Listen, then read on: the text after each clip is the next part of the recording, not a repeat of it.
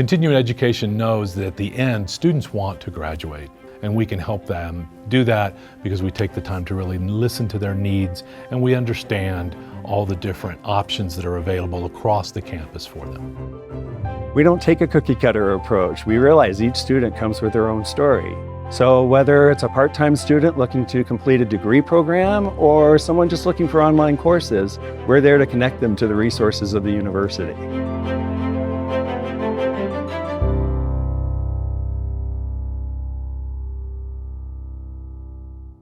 Good afternoon, everyone. My name is Karrie Pitzer, and I would like to welcome you to this discussion. For recording purposes, today is Thursday, April 10th, 2025. It is 2 p.m., and this is panel number 18167, titled, How Do We Fix Our Electoral System?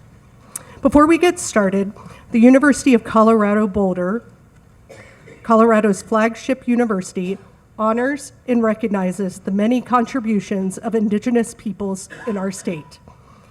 CU Boulder acknowledges that it is located on the traditional territories and ancestral homelands of the Cheyenne, Arapaho, and Ute, and many other Native nations. Their forced removal from these territories has caused devastating and lasting impacts.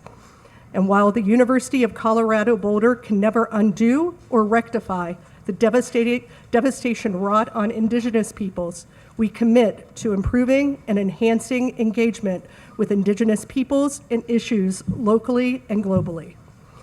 We will do this by recognizing and amplifying the voices of Indigenous CU Boulder students, staff, faculty, and their work, educating, conducting research, supporting student success, and integrating Indigenous knowledge, consulting, engaging, and working collaboratively with tribal nations to enhance our ability to provide access and culturally sensitive support and to recruit, retain, and graduate Native American students in a climate that is inclusive and respectful.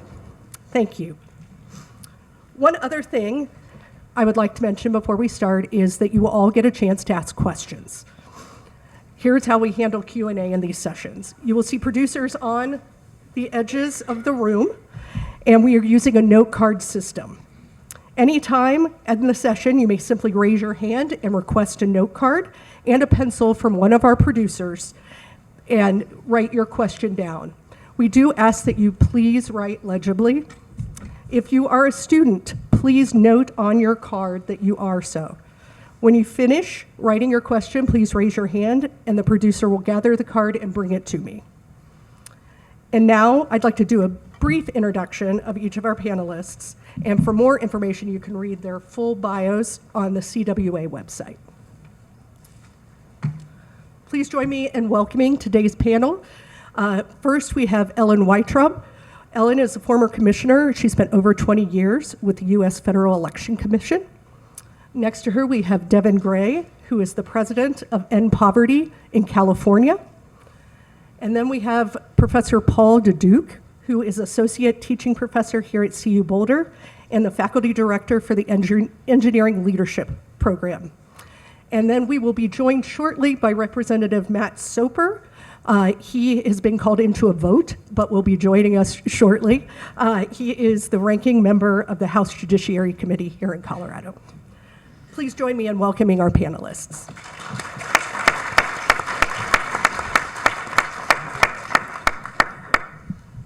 So Winston Churchill once famously said that democracy is the worst form of government, aside from all the others. And I think nothing reminds us of that more than every 4 years when we turn to the Electoral College. More than 6 in 10 Americans would prefer a dissolution of the Electoral College. This is based on a recent survey that the Pew Research Center did in the fall of 2024. So with that, setting it up, I'm going to ask a few framing questions, but really just have an open discussion with the expertise that we have here on the table. So starting with you, Ellen, given your experience as a former commissioner at the US FEC, Can you explain a little for our audience the historical reasons for the establishment of the Electoral College and whether those reasons still hold true today? I was not expecting that question. I am not here as a historian. I'm a money and politics person, so I came prepared to talk about money and politics. We'll get there, don't worry. All righty. Well, as I said, I'm not a historian, so I think that my understanding is that originally the framers, the founders, didn't really trust the voters. They didn't trust the people to be able to make these decisions on their own, and they wanted to provide a little bit of distance between the people and the leaders that they were electing, and they envisioned the Electoral College as this group of wise leaders who would actually be exercising some judgment about who they were going to be picking, and wouldn't just be transmitting the choices of the voters. And I think that we have learned a lot in the last over 200 years. We're getting close to 250, and we have more faith in ourselves, and I think that is a good thing. And I would join with the 60 some odd % of people who would be happy to abolish the Electoral College at this point. Thank you. Devon, oh yes, go ahead, Paul, Can I respond please. to that? Yes, absolutely. I think that the Electoral College, well, first of all, I want to ask, like, do 6 in 10 Americans fully understand the Electoral College? I think it's actually a very hard thing to understand. I don't fully understand it, but what I do understand, at least, starting with its inception, it was a solution to a very hard problem, which is how do you get people from a heterogeneous nation with disparate local interests to agree on the selection of the executive? That's a hard thing to do. And the founders were very worried about the tyranny of the majority, majoritarian usurpation. And so they contrived this system, the Electoral College system, to respond to that problem. It's not been a great system, but it does have some upsides. And I think if we want to talk about abolishing the Electoral College, we should try to do so like thinking about it charitably, trying to understand its upside. And I'll just mention one upside. Yesterday, I was moderating a panel, and I was receiving questions, and I was very surprised by how many questions came in assuming that there had been voter suppression in the recent election, and even more than that, that there was like a conspiracy afoot to suppress voters. And one guy even got up, maybe he's even here, got up and said that Kamala Harris won the election. And it was sort of shocking to me in a way, because it just showed that this kind of thinking has a home on both the left and the right. This kind of thinking, really tends to undermine the perceived legitimacy of this process. So it's a problem. I'm sure Ellen will talk about it. But one of the good things about the Electoral College system is that it helps to contain precisely this kind of problem, because it means that elections are decentralized and up to the states. And so you can have a kind of malignancy, a political malignancy, and it's contained. And that's not nothing. And if you go to a national election and there's suspicion of voter fraud, it will be much harder to contain. So that's just one upside. I think there are others. If we want to talk about abandoning the Electoral College, I think there needs to be a serious, rigorous, balanced discussion. Thank you. Devon, we can't talk, and we can't have this discussion about the Electoral College without talking about gerrymandering, voter suppression, campaign finance reform, all of those things. As president of End Poverty in California, how do you see the Electoral College impacting poverty and social justice issues? Well, I think the Electoral College conversation fits into a broader set of questions around the extent to which democracy is indeed representative, right? The Electoral College conversation is the same conversation as gerrymandering, is the same as the question around Senate apportionment. it's the same question of whether we extend voting rights to people who are in the District of Columbia for congressional representation, or to Puerto Rico or other overseas territories with any election, really, right? Like it's an overall question of, are we accurately reflecting popular will in the outcomes of our elections? I'll take one. That's one applause is good. No. As it pertains to policy outcomes, though, I mean, elections are the path towards policy change, right? And maybe it didn't happen in this past presidential election, one where people in poverty shifted towards the right, which is a cause for a great amount of reflection among policy advocates, of course. And there was congruence between the popular vote result and the Electoral College result. But it would be impossible to ignore that when there is a discordance between the popular vote outcomes and the Electoral College outcomes, there are questions of democratic legitimacy, right? Like, I don't think that it is inaccurate to say that it's damaging to trust in democratic institutions if there is a sentiment that popular will is not reflected, because maybe it's been filtered through an archaic system that, again, doesn't reflect popular will. So I think it's bad when people question the results of elections. I think it's just as bad, if not worse, if you allow for widespread distrust in electoral results based off of a system that doesn't reflect like the core democratic, like lowercase democratic values. Thank you. Representative Soper, thank you for joining us. As a native Coloradan, you have seen the political climate in Colorado move from red to purple to blue. How do you see the Electoral College impacting state level politics and access to federal level? That's a great question. Hopefully my mic is on here. As probably most people are aware, we adopted the National Popular Vote Compact here in Colorado. It hasn't come into force because we haven't seen a number of states that would be able to effectuate the electing of the president adopt the National Popular Vote Compact. But that's a good example of where states, including Colorado, have taken a position to interact with how the Electoral College plays out. As far as like shifting dynamics within Colorado, I mean, I was first elected in 2018. That was the last year that the Republicans held the state Senate. And so many people have said, was that a shift in political demographics in Colorado? You know, are we a different state than maybe we were 10 or 20 years ago? I mean, you could say yes. I would actually argue there's some shifting of the ideology, and that the electorate as a whole perhaps has not changed as much as people may think, but that definitely the parties have repositioned, and we're in a time of certainly refocusing on what those ideologies are. I mean, if I were to have told you that as Republicans we would be supporting tariffs even 18 months ago, many people would have probably been shocked to hear that that's now a policy position of the Republican Party. Likewise, to have the Democrat Party be more for free trade. We probably wouldn't have heard that conversation 18 months ago either.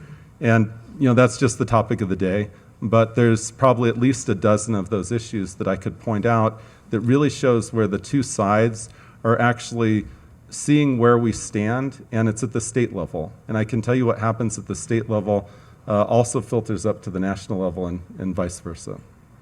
Thank you. Since we're talking about state, I want to go to, we were talking a bit about it before we came in the room, gerrymandering. It has had large-scale implications for at least over the last decade on many congressional races and really the division of power.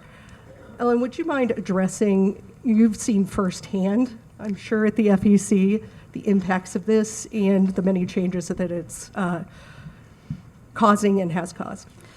Well, I've seen it more just as a close observer of what's going on in Congress. And there are a number of states where if you look at how many people voted for Democrats and how many voted for Republicans, you get a roughly 50-50 split. They're purple states. And yet, because of gerrymandering, one side has a supermajority in the state legislature and potentially in the congressional delegation as well. And I think this is bad for governance because, well, for one thing, it undermines representative government because the government is not actually representative of the voters, even if there are, people move the lines around so that it is roughly an equal number of people in each district. But the people who turn out in primaries, and the big choice happens in the primaries rather than the general. The people who turn out in primaries tend to be people on the extremes of the party because, I wish everybody voted in primaries, but they don't. And then what you get because of gerrymandering is once whoever gets nominated in the primary, even if a lot of people in the state say, well, it wouldn't have been my first choice, that's the person for their party, so that's who they vote for. And then you end up with people in Congress, and I'm sure this also happens at the state legislative level, who can't really talk to each other because they are so far apart. So you have problems of governance because people are too polarized and too far apart to make any reasonable deals together, and you have a problem of representation because despite the fact that there are a lot of folks who will turn out and vote for one party or the other, their voices aren't really reflected because of the way the lines are drawn. And of course, this goes back to the beginnings of the Republic. Eldridge Gerry is the guy they named gerrymandering after, and he was one of the original representatives from New England, but it wasn't so scientific back then. Now we can do it with computers, and it is just an incredibly powerful device. So we know how to fix that problem.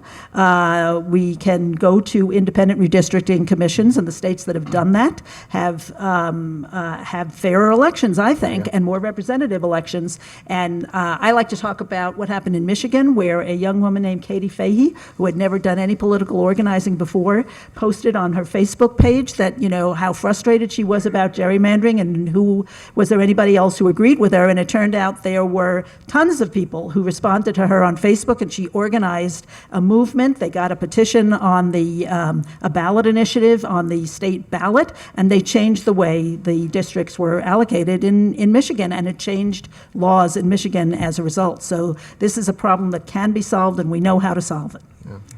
Yeah, please. Yeah, I mean, as someone who comes from a state that has transitioned to an independent redistricting commission, I think it has yielded really good results. It's also led to, I would say, many more competitive House seats, which I think, given the ways that the political winds blow, allows for, I think, more accurate representation of the political will in a given year. Like we have almost 40 House districts in California. It's a massive state, but every year we see some flip, right? And in a state that is just as politically polarized one way or the other, but they're drawn by partisan lines, you just never see shifts in representation based off of the political mood, which I think, again, is pretty anti-democratic.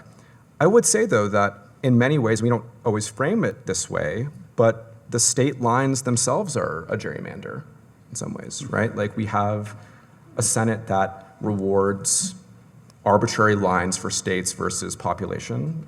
My home state has 39 million people. We get 2 senators. Wyoming has under 1 million people. They get 2 senators.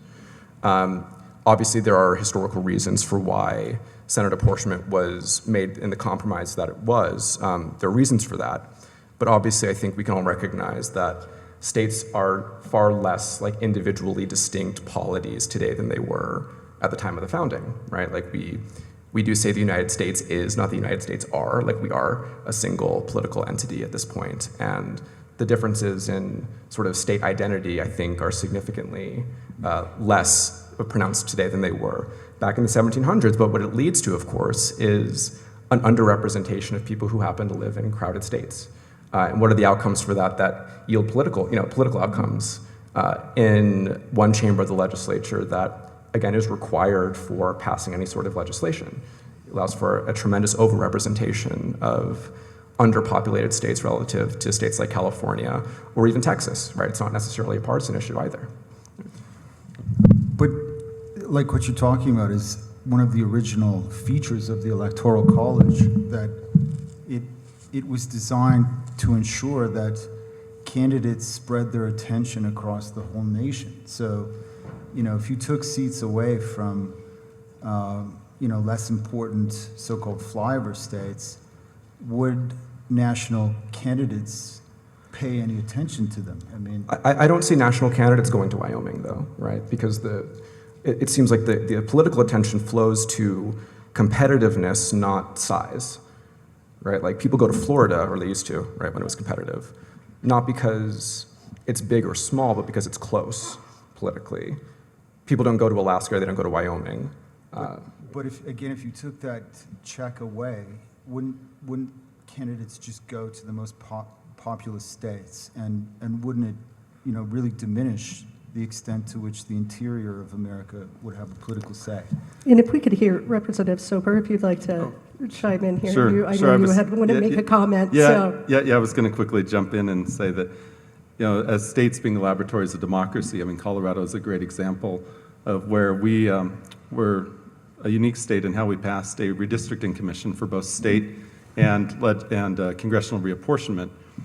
So much so that even when the U.S. Supreme Court was citing states as an example, we were the state that was listed in the footnote.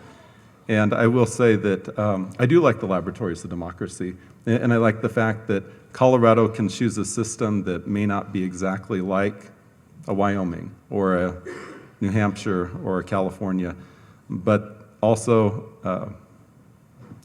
there has to be some recognition for the fact that states still are a sovereign entity within themselves. And I say that because I could work really hard to pass a law, and almost overnight it could impact every single person in this room. And I don't know when it was the last time that Congress ever passed a law that impacted every single one of us in this room, but we still need to have that respect for the state legislature and the states as a legal and political entity, and that's where the U.S. Senators recognize that. It's that 2 seats that recognize the states as being their own legal and political entity that actually make up the United States. So we're still a dual federalist system, the way I see it. Thank you. Before we turn to some of the questions, I just want to visit another issue that I think that it's important that we talk about with the Electoral College, and that is campaign finance. As everyone knows, the most recent presidential election was the most expensive ever held. And the numbers for congressional seats continue to rise. You're going to be sorry you sat by me because I call on you first every time. No, this is my sweet spot. You're I'm ready right. for I know. this. I can see you smiling. You're ready. So, upsides, downsides, public finance. What do we do? Okay, so let's talk a little bit about money. The FEC, if you didn't already know this, regulates money in politics. That is the only thing that the Federal Election Commission does. So this is my jam, as they say. This last election, we had about $16 billion that was raised and spent in this election. Not actually the most expensive election in history. In fact, if you adjust for inflation, 2020 was actually more expensive. But it was close. It was close. But what we have seen is a continued and increasing influence of very, very wealthy donors. So it used to be unheard of for an individual to spend $100 million to try and get their favorite candidates elected. But in the last election, we had six individuals or couples who donated more than $100 million, and one, who you can guess who donated $291 million to various political committees. And that is a direct result of decisions by the Supreme Court. Everybody knows about Citizens United. It actually is a much deeper problem than that. It goes back to the Buckley v. Vallejo decision in 1975 at the very beginning of the Federal Election Commission and the Federal General Election Campaign Act. Our Supreme Court decided that money is basically like speech, and that if you limit money, that you are limiting speech, and therefore you cannot limit how much is spent. And that is not the only way that one could devise a campaign finance system, by the way. If you want to look north a little bit to Canada, when faced with the exact same question, they said, gee, if you let everybody spend as much as they want, then the rich people are going to drown out the voices of the less rich people. And that is, and both countries are designed to try and promote, this is their goal, to promote the most robust debate about the issues, and to get all the issues out there to have the best informed electorate on all the issues. And these two countries have come to the exact opposite conclusions of how you do that, where our Supreme Court says the best way to inform the public is to have no limits on on the amount of money that gets spent, although there are limits on contributions to individual candidates and party committees.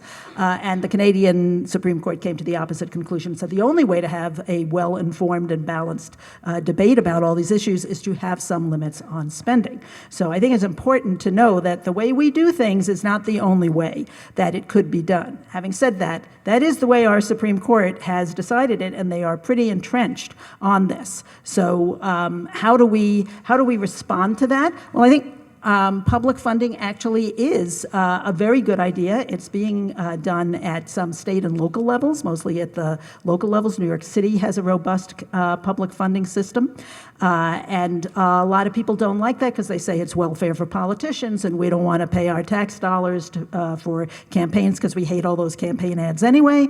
But if you have the public funding the campaigns, then the candidates are less indebted to the individual donors, and you don't get the kind of system that we have now, where the voices of those donors are so important. And now we are in this really unprecedented situation where the richest man in the world, who was the biggest donor in the last election, literally moved into the White House to start, pulling out his chainsaw and affecting government policy and the services that we all are going to get from government. So I don't feel real great about that result in this system, although the good news is that money isn't everything. And we saw that in Wisconsin, where in a race for,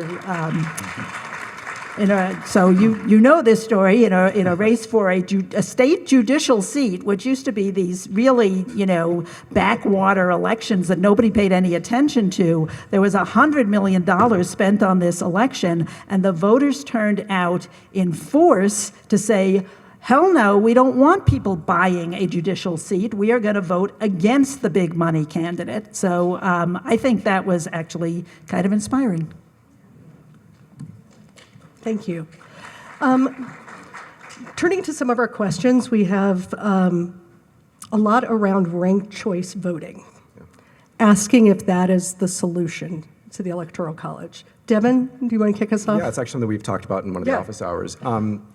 I think in terms of, at a theoretical level, the idea that you're able to not just have one choice and sort of that be the binary, I'm voting for this person, and therefore I'm voting against everyone else, sort of makes sense at a philosophical level, right? It enables for third-party candidates to be, you can vote for them without having to risk the spoiler effect. There's like intellectual reasons why I think it's a really interesting idea.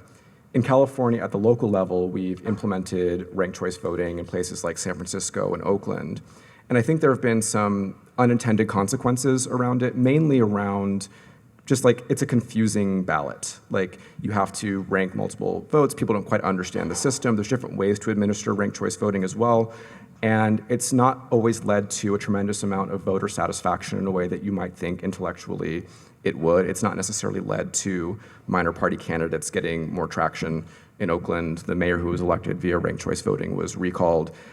Again, small sample size, and maybe there's a need for greater experimentation with it. There's also, and I think something we've talked about is, in the typical ranked choice voting system, the folks who don't make it past a certain threshold, their votes for the second choice votes for the folks who voted for the bottom candidates get redistributed. But then a lot of times those voters sort of have more fringe beliefs, so you're not always necessarily capturing like the majoritarian public sentiment.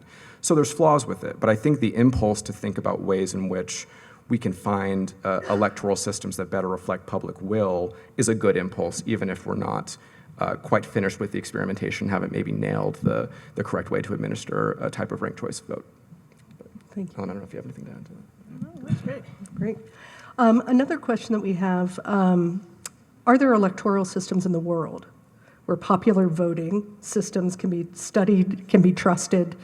Are there any examples out there around the world where the popular voting system in democracy is worthy? I believe, in Australia and New Zealand, they have a really interesting mix of you vote for your particular, it's a parliamentary system, right? You vote for your particular member of parliament, but you also vote for towards like a proportional representation as well. So it's a mixed system. It's a little bit confusing, and I don't know it perfectly well. But what they're trying to do essentially is preserve a sense of local representation while also trying to make sure that the national government is represented or better representative of the popular will. So you almost cast two ballots at once, I think, is the way that it works. So that's interesting. But even in parliamentary systems like in Canada or the UK, you run the risk in many cases of still having a minoritarian government where, because each individual seat is first past the post, you can think of many examples where a party can win national power and a supermajority of seats while only winning 40-something% of the total vote, and that's not perfect either, right? I still think it's better than like having certain people's votes count for more than others, but again, it's not a perfect reflection of popular will. So, I think the folks in the Southern Hemisphere might have a couple of interesting ideas. Yeah. Great. Paul? I just want to say one point on that, and that is that, to the best of my knowledge, there is no other country in the world that has an electoral college system. And even when U.S. people go around the world to developing democracies to try and advise them on how to put their government together, we never recommend an electoral college system. No one's chosen to imitate it. It's very true. They imitate many other dimensions of American constitutionalism, but not this instrument, yeah. So, Paul, when we started, you talked a little bit about just the distrust that people have in the voting system. And it seems like the ideological divide between Democrats and Republicans gets further and further apart. Would dissolving the Electoral College and replacing it with something else bring that divide closer together, or we run the risk of alienating the two sides even more? Interested in your thoughts. Yeah, I think I can sympathize with the view that might want to take that seriously as a solution or some sort of corrective. But after encountering those views that I mentioned earlier yesterday, and then thinking about it a little bit since then, it seems to me that, again, I would emphasize the upsides of the Electoral College system and decentralized federalism. I think there's a lot of ways in which this system that America currently has acts as a prophylactic against the spread of things that could, in a rapid way, be very undermining if you nationalized or centralized the electoral system. If you went to a national popular vote and there was suspicion of widespread fraud, it could be very, very hard and expensive to contain. So, plus I think too, it just dismantling the system would be very, let's say, psychologically and politically expensive to do. It would take, I mean, there have been moments in our history where America's been close, but probably you would need more consensus than currently exists, or that seems to be on the near-term horizon. I want to say a few words about voter fraud. There is no evidence that there is any kind of widespread voter fraud in this country. Thank you. I'm glad you all recognize that, because it is this, and it is a very damaging conspiracy theory that is out there. We have, and right this week, there are consequences in Congress on this theory. This notion that there are all these people voting illegally. First of all, it doesn't really make sense, because if you think about it, an individual who votes, who is not entitled to vote, changes one vote. Probably not going to change the outcome of the election. And they are putting themselves at risk of criminal penalties if they are if they're not allowed to vote because they're not a citizen of this country. They're risking deportation. The risks are extremely high for the individual who would do this. And while I can't say it has never happened, there have been incidents of voter fraud, and we have caught them. But it is not widespread at all. It is infinitesimal compared to the number of people who vote in every election. But because this myth has been spread, and some people are doing it quite intentionally, they are spreading this myth that there are all these illegal voters out there. There are legislative consequences. Then they say, well, I have to respond, the folks in Congress say, I have to respond to all the people out there who are my constituents who are concerned about this voter fraud. Whether it exists or not, people are concerned about it, so we have to respond to it. So just in the last 24 hours, a bill passed in the House called the SAVE Act, which would require people to establish that they are U.S. citizens in order to vote. And we know from studies that have been done by the Brennan Center, for example, that half of the population doesn't have a passport, okay? And it's expensive and it's cumbersome to get a passport, so there's a socioeconomic skew to the people who have passports versus the ones who don't. And there are millions of women who have changed their names when they got married. I didn't, and I'm proud that I didn't, because, you know, this is yet another reason why it's a good thing to have kept my name. But if you show up with your birth certificate as proof that you're a U.S. citizen, but you changed your name when you got married, it's not going to match the name on the birth certificate. So now you've got to have two pieces of paper. You need your birth certificate and you need your marriage certificate. And you have to show up in person in order to demonstrate all this. So you lose online registration, and you lose a lot of ways that people are registered to vote today. And a lot of people, millions of people, would be disenfranchised if this bill passes into law. It has passed the House. It is now at the Senate. I'm giving you all an assignment.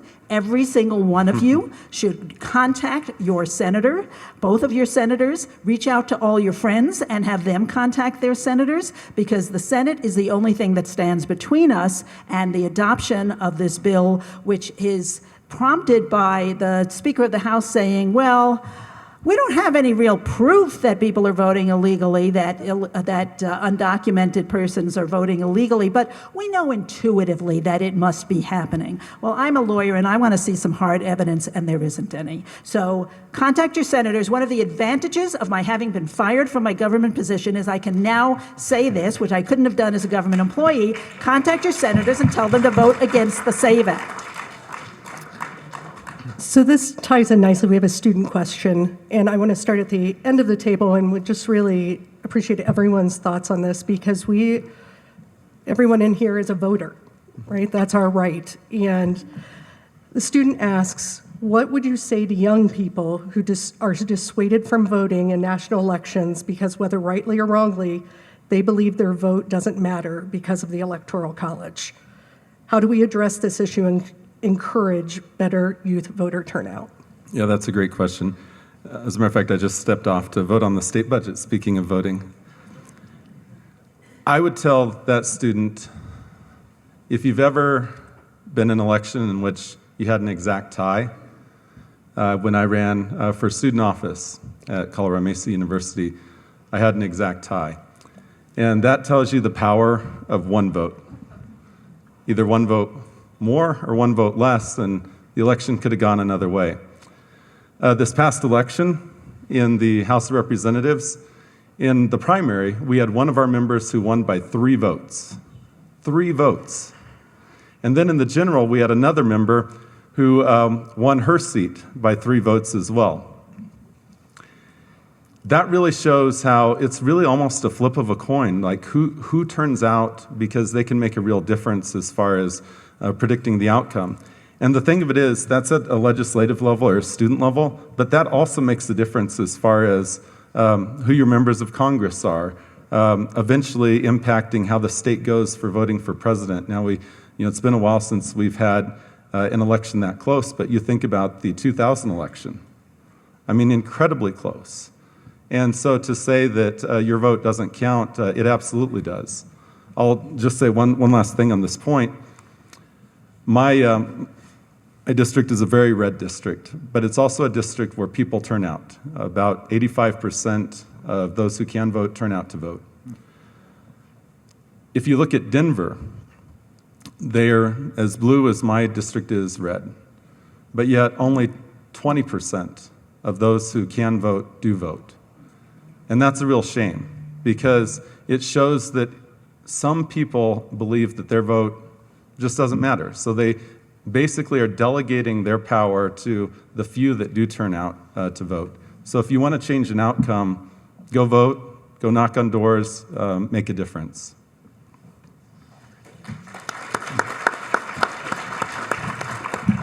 Yeah, I would say the student should not think of the significance of voting so much in strict quantitative terms, but just as part of your general responsibility, your civic responsibility. The founding generation worried about the health of the American regime. They sort of calibrated it to the levels of education and civic spiritedness of the electorate, and voting is part of how that's demonstrated. And I would just say, look, it's just part of taking your politics seriously, and getting out to vote, not being apathetic is important.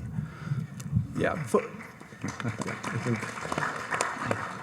fully agree with that. I think, yes, there's the civic duty piece. There's the fact that down ballot races are extraordinarily meaningful, obviously, and but I want to address even just like the presidential election consequences of that, because it's a little bit more opaque. I think it is difficult to make like the quantitative argument if you're in a state that's not a purple state about how your vote counts towards the presidential election. I think it does matter. I think the total vote tally, the popular vote outcomes for a president does matter. I think it affects the mood of the electorate after an election. I think it dictates the perceived political capital that an administration has going into office. I think it's no coincidence that we've seen two different phenomena post-Trump's victory this time compared to 2016, where one, he's claiming an enormous mandate because he won the popular vote despite the fact that he didn't win a majority, and is still in terms of popular vote contest, among the closest in American history, still claiming a mandate with some kernel of credibility because of winning the popular vote. And you're seeing, I at least perceive this as a Democrat, a much more muted opposition compared to 2016, again, because of the sort of attitudinal deflation that comes from losing the popular vote. So I think it matters, even if not for the actual the electoral outcome itself. I think when we're shaping the sort of takeaways of what the electorate actually wants, it really matters that people's views are captured in the popular vote, even if, again, it doesn't affect the way that a state votes one way or the other. I agree with all of that, and I just want to emphasize the importance of educating oneself about state and local issues.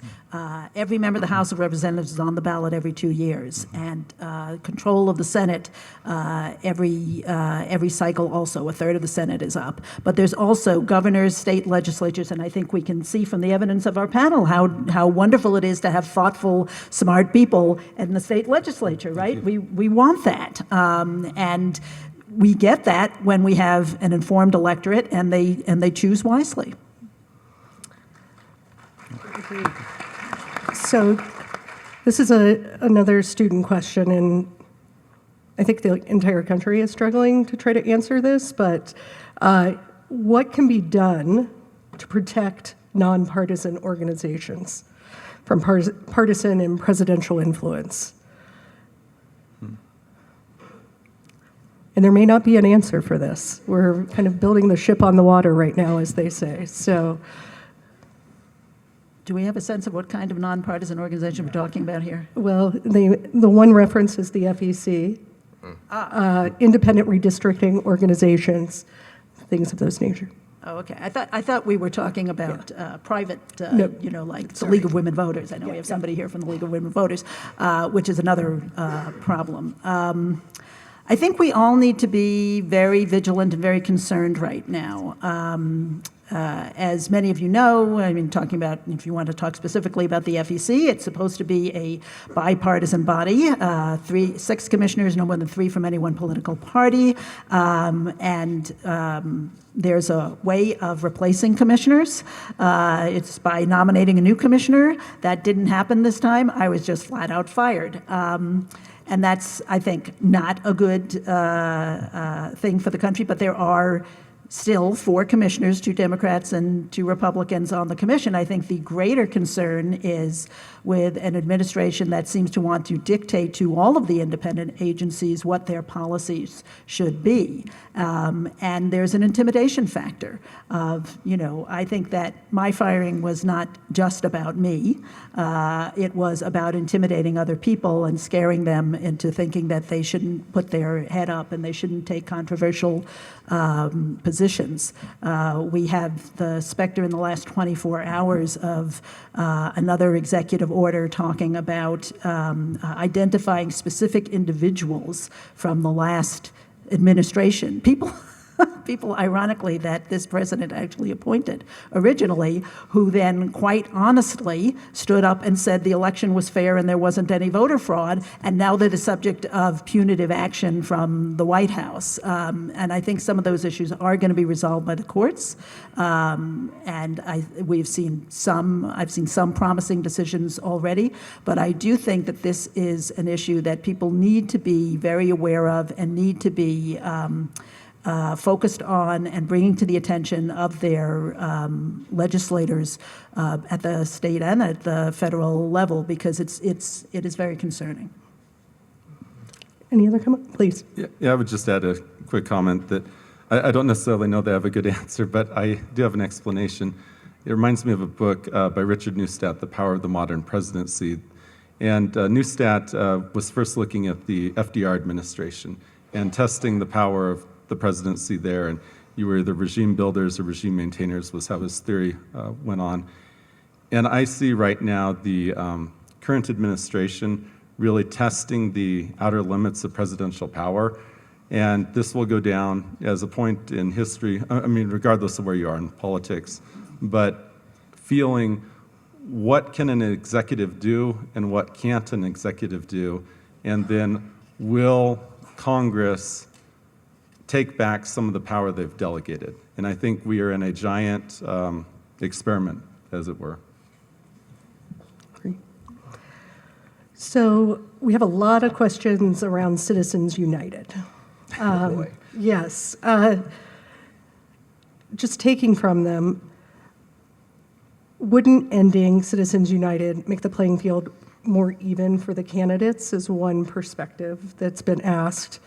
And just around it opening and making more fair elections. What is the feasibility of Citizens United ending?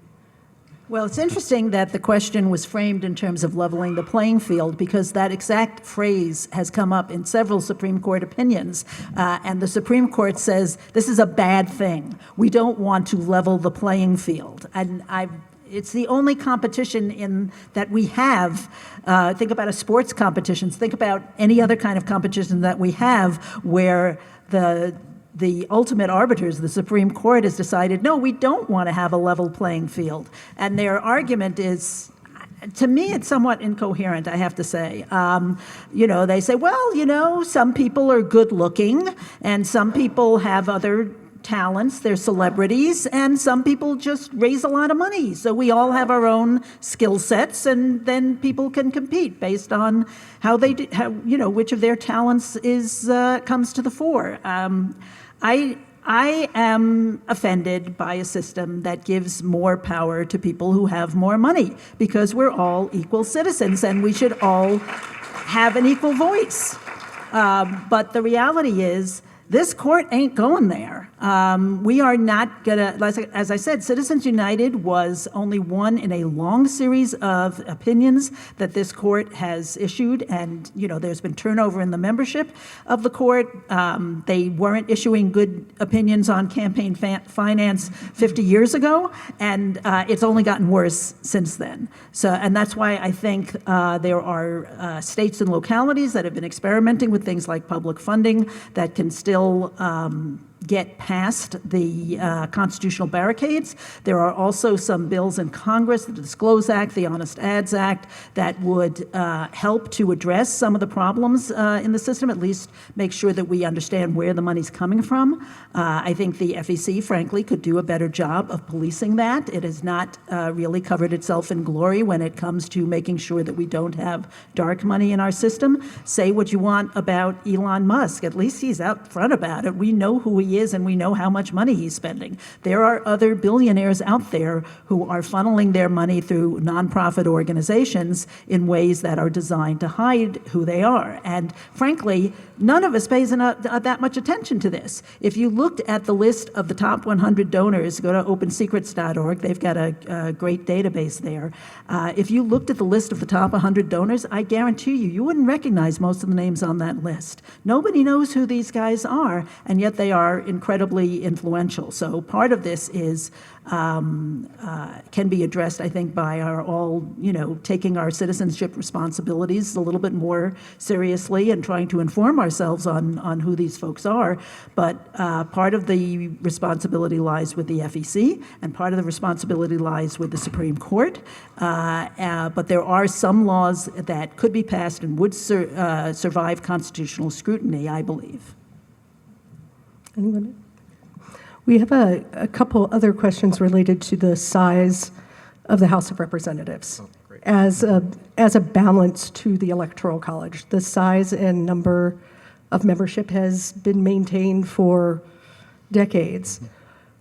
Is that a possible solution to people's concerns about the Electoral College increasing representation and the number of seats in Congress? I'll jump in and take a stab at that. Yes, I would like to see the U.S. House of Representatives increase their population for several reasons. One, thank you. One would be you don't want your representative to have to represent so many people that the communities of interest are so diverse and so great that it puts an incredible burden on the representative to try to effectively represent such diverse groups of people. I mean, now that we're approaching districts that are just under 1 million people in size, I mean, that's huge across the nation. And you get out, of course, to districts out west. I mean, they're huge geographically. In California, you may have some cities where they're only a few blocks big, but that is still very difficult for representation. So if you were only representing even 200,000 or 250,000, that's far different than at 1 million for the quality of representation. The other thing that I would also tack onto that is I would have members of Congress have to sit as a body, much more like state legislatures do as well.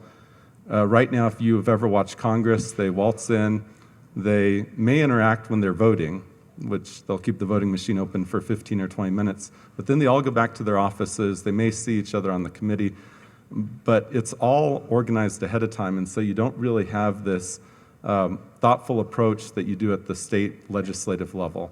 And if you talk to any member of Congress who went from the state legislature to Congress, that will be their number one complaint, is that they never see their colleagues.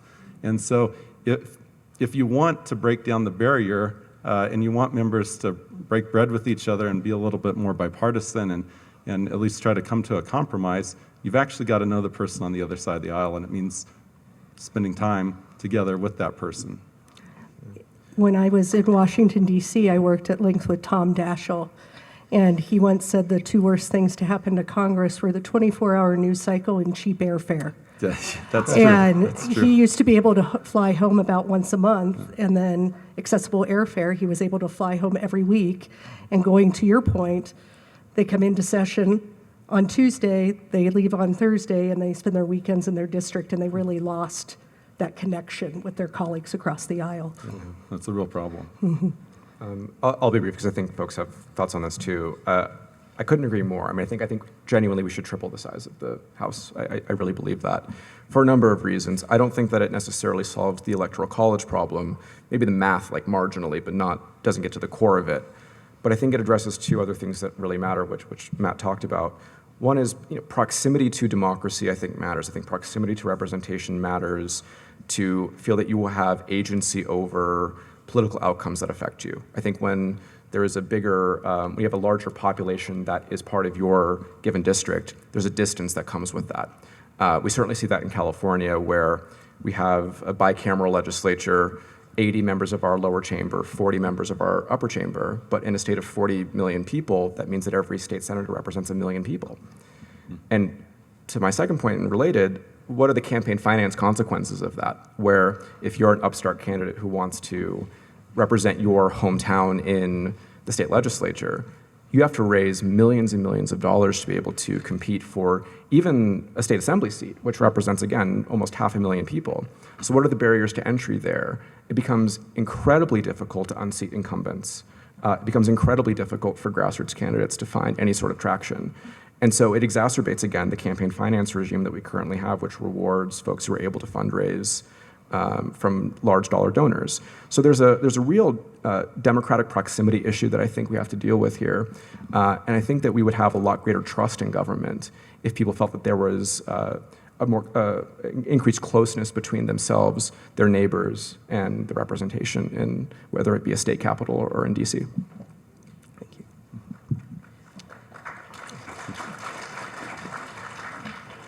So this question, this is a question for each panelist. What do you think the chances are that there will be a midterm election in 2026? I got 2 or 3 of these, so. Go ahead. Okay. Yeah. I mean, that's an easy answer from my perspective. I mean, I see the election for sure happening in 2026. I don't really have a doubt in my mind. I mean, if history proves me wrong, of course, we'll judge that as it comes. Yeah, I feel similarly. Yeah. There better be, right? No, but I think to some points that have been made earlier, one of the benefits of having a decentralized electoral system, there is a bulwark against that fear, I think. Now, look, there might be other shenanigans that take place. You can have an election be held and it still be, you can still have someone putting their finger on the scale. That's what I'm worried about. But whether or not, on November 5th, whatever the date is in 2026, people will be casting votes. Yeah, I mean, it's always worth remembering that the rationale for having a decentralized federated system is presuming that shenanigans will always be in the background. I mean, the decentralization is set up as a corrective, right? That the system is meant to work even if humans are not angels, which, they're not. Yeah. So, Especially when power's involved. Yeah, that's No, correct. totally agree that there will be an election. Yeah. Well, I want to thank you all, and just want to allow you an opportunity to just share some final thoughts. And I want to thank you for all your great discussion, the positivity, and it's great to be able to sit down with a bipartisan group of people and have a really fair and wonderful conversation. So thank you, and I'd love to hear from you at the end.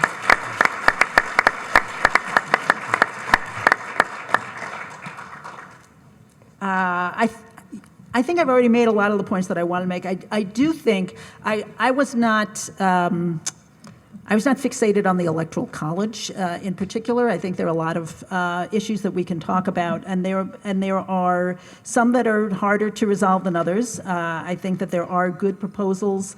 As I said, in Congress, the John Lewis Voting Advancement Act, the Freedom to Vote Act, that would make voting more accessible, which I think would be a good thing. I want everyone to participate. In Australia, they are mandated to vote. Mm-hmm. It is an actual law, and most people do. The penalty isn't that high, but most people view it as their civic responsibility, and they turn out and vote. So it would be nice if we could sort of inculcate that same sense of, everybody has this as their responsibility to be informed and to vote. I know that things can be depressing. I know I am frequently depressed these days, but I don't think that tuning out is the answer. I think that what this means is that we need to tune in better. We need to be more astute perhaps about what sources of information we're using when we're educating ourselves, and certainly more astute about what information we're sharing to hit on some topics that came up in other panels. I think we could have better transparency at the federal level and probably at the state level as well. And I just want to repeat my imploring all of you to contact your senators and tell them to vote against the SAVE Act. Yeah, thank you. I'll be super brief. I really think that the future of our democratic institutions relies on the public's trust, right? And I think to the extent that the systems through which we decide how representation is apportioned, the rules of the game that we allow for in the actual conducting of elections, and the proximity that people feel towards their democratic representation are all things that contribute to either trust or mistrust in the broader democratic system. I think it really matters for a whole host of reasons, but I think to the extent that we can allow our institutions and our democratic practices to be nimble and to be able to better chase public trust, because I think it's a real currency in this moment, I think we'll be stronger as a country for it. So thanks, y'all. I know it's easy to fixate on what's going on in Washington. The media encourages it, but there are real reasons to be concerned and to pay your attention in that direction. But I always say this to my students, that really you should focus on your local politics. Like, that's really where politics impacts you most. It's not as glamorous, it's not as exciting, but I think just as a function of civic responsibility, it's really good to stay informed about what's going on locally, because a lot of decisions that matter for you, like, immediately happen in local politics. So. Well, I couldn't agree more. Being a state legislator, I will say that I'll give you just 4 quick bullet points since I had to step out and encapsulate that.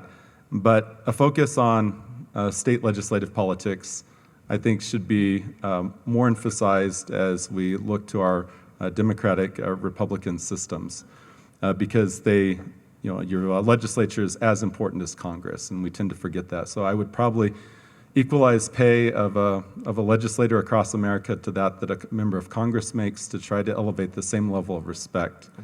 By the same token, I would also look to, we talked about Citizens United, and if I could live in a perfect world, certainly as a candidate who's run multiple elections, to not have money go through independent expenditure committees or 527s, but to go through the candidate committee. I will never say bad things against my opponent directly, but a 527 absolutely will, and they will defame, they will do some of the worst things that you've seen or read, but certainly if a candidate had to compete head-to-head and fully disclose who all your donors were. I mean, that's what you don't see from independent expenditure committees. And then while I'm giving you my laundry list, the last 2 items, I do believe that we aren't set in stone how we elect our candidates, and that we have a caucus and assembly system here in Colorado and in many other states, but that doesn't mean that has to be our only system. And I think that it's healthy for every generation to talk about what is the best way to elect our candidates. In this last election, I supported ranked choice voting. I believe that there's lots of advantages to a ranked choice voting system. I won't get into the details here since it's sort of in my conclusion remarks. But the last thing that I would say is it's also fair to relook at term limits as well. In the Colorado legislature, no, thank you. The average tenure of a House member is 3 years. The average tenure of a state senator is 4 years. It means all of the institutional knowledge has shifted to the lobby or the bureaucracy, and that's not fair. That's not a representative democracy. When someone shows up, they are only going to be there for a few years, and they're relying on the institutional knowledge of someone who's being paid by very wealthy clients out in the lobby to influence members of the legislature. So I believe all these things are fair to be able to ask, to readjust from one generation to the next. We don't have to lock this in stone. And so I hope that people continue to ask questions and ask, is there a better way?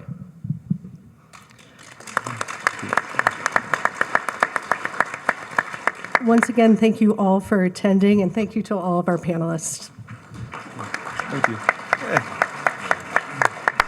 Yeah.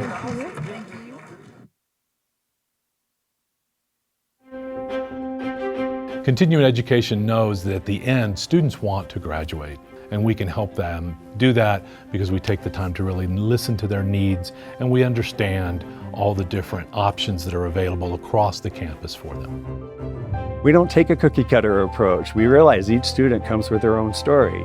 So whether it's a part-time student looking to complete a degree program or someone just looking for online courses, we're there to connect them to the resources of the university.